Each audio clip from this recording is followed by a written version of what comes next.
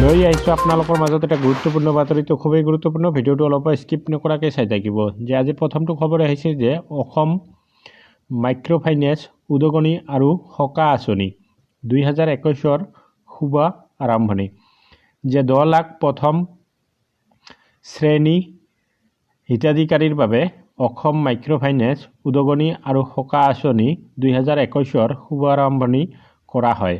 বিশ্বনাথ চাৰিআলিৰ কমলাকান্ত ক্ষেত্ৰত অনুষ্ঠিত হোৱা এই বিশাল জনসভাত দ্বিতীয় পৰ্যায়ত অনুষ্ঠিত হোৱা এই বিশাল জনসভাত 12,000 মহিলা হিতাধিকাৰীয়ে অংশগ্ৰহণ কৰে আৰু আনুষ্ঠানিকভাৱে 5,014 গৰাকী মহিলা হিতাধিকাৰীক প্ৰদান কৰা হয় চেক।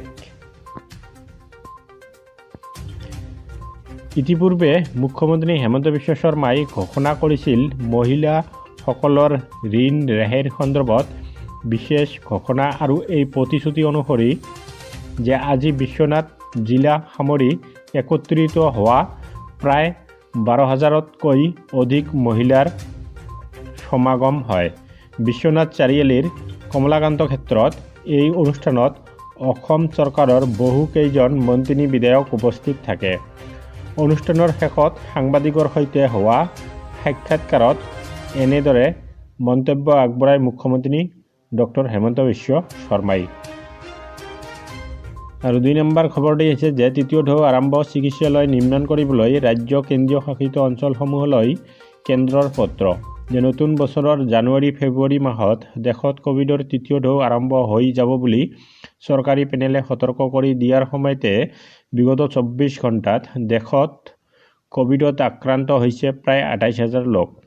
এনে ঘটনাই দেশত কোভিডৰ তৃতীয় ঢৌ আৰম্ভ হোৱাৰ কথাই নিশ্চিত কৰিছে। কোভিডৰ এনে প্ৰতিৰোধ গতিৰ মাজতে কোভিডৰ মোকাবিলা কৰাৰ বাবে কেন্দ্ৰই সকলো ৰাজ্য আৰু কেন্দ্ৰীয় শাসিত অঞ্চলসমূহলৈ পত্ৰ প্ৰেৰণ কৰিছে।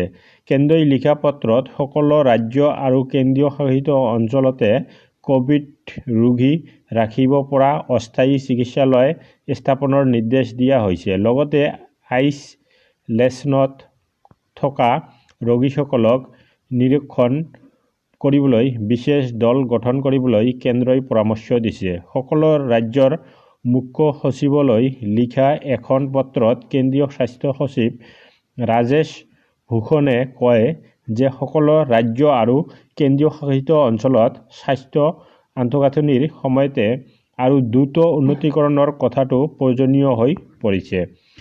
হঠাতে আৰু অধিক লোক কোভিডত আক্ৰান্ত হ'লে যাতে সেই পৰিস্থিতি মোকাবিলা কৰিব পৰা যায় তাৰ বাবে সকলো ৰাজ্য আৰু কেন্দ্ৰীয় শাসিত অঞ্চলেই সাজু হৈ থকা উচিত বুলি ভূষণে কয়।